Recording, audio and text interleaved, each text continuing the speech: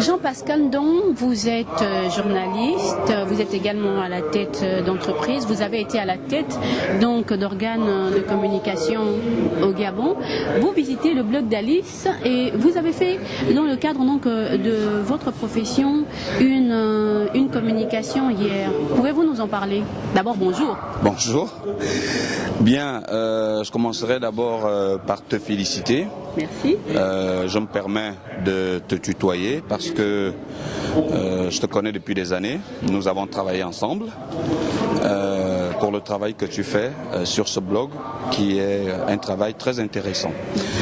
Maintenant, s'agissant de ma communication, j'ai effectivement exposé sur la relation qui existe entre la formation et la responsabilité sociétale des médias. L'un ne va pas sans l'autre. Lorsqu'il y a une inadéquation entre les deux, c'est ce qui nous emmène souvent à des situations d'emprisonnement de journalistes, des situations que l'on est souvent amené à regretter.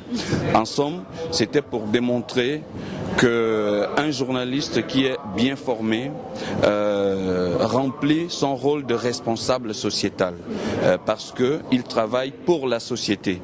Et lorsqu'il maîtrise les normes d'éthique et de déontologie qui régissent l'exercice de ce métier, il n'a aucun problème dans son environnement professionnel. Il fait bien son travail, il rend bien compte et il joue effectivement son relais d'informateur. Et quand on est au fait de toutes ces dispositions, on n'a aucun souci avec la société. Or, dans notre contexte africain, beaucoup arrivent dans ce métier sans avoir au préalable eu une formation, sans connaître quel est le cadre législatif et réglementaire de l'exercice de ce métier. Et le plus souvent, lorsqu'ils écrivent, ils écrivent des choses qui